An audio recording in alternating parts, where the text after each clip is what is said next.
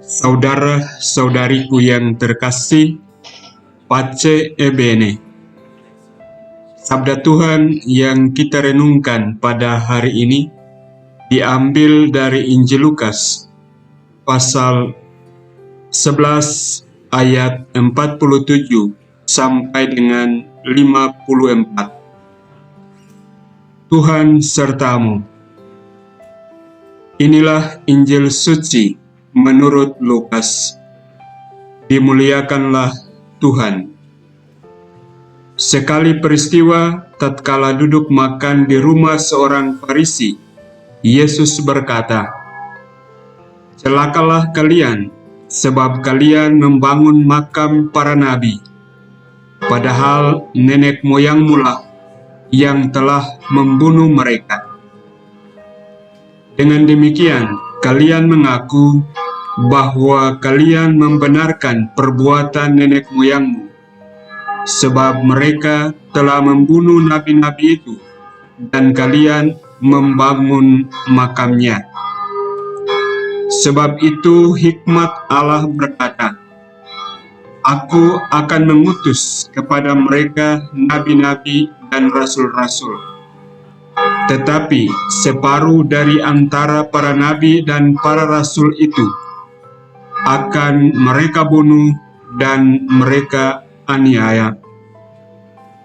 Maka dari angkatan ini akan dituntut darah semua nabi yang telah tertumpah sejak dunia dijadikan, mulai dari darah Habel sampai kepada darah Sakaria yang telah dibunuh di antara mezbah dan rumah Allah. Bahkan aku berkata kepadamu, semuanya itu akan dituntut dari angkatan ini. Celakalah kalian, hai ahli-ahli Taurat, sebab kalian telah mengambil kunci pengetahuan. Kalian sendiri tidak masuk ke dalamnya, tetapi orang yang berusaha untuk masuk, kalian halang-halangi." Dan setelah Yesus berangkat dari tempat itu, para ahli Taurat dan orang Farisi terus-menerus mengintai dan membanjirinya dengan rupa-rupa soal. Dengan itu mereka berusaha memancingnya, supaya mereka dapat menangkapnya berdasarkan sesuatu yang diucapkannya.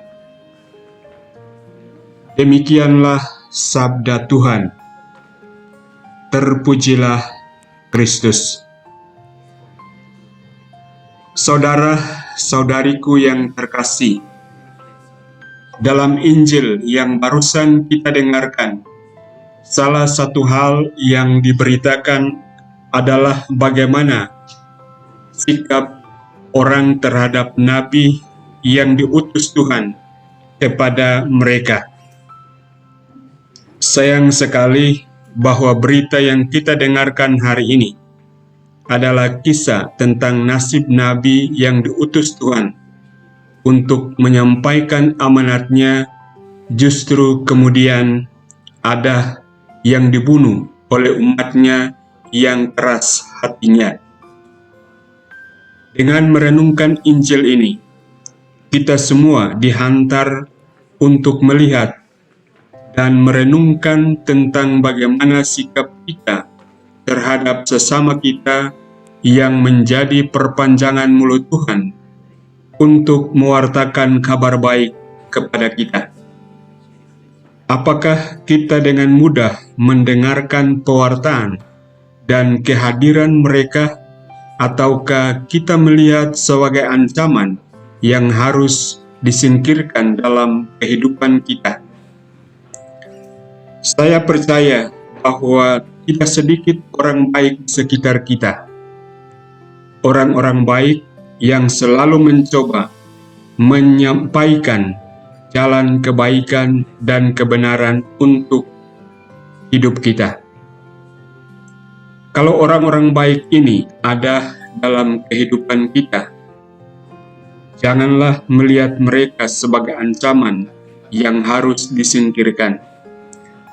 Lihatlah mereka sebagai anugerah, sebagai berkat dari Tuhan untuk kebaikan kita.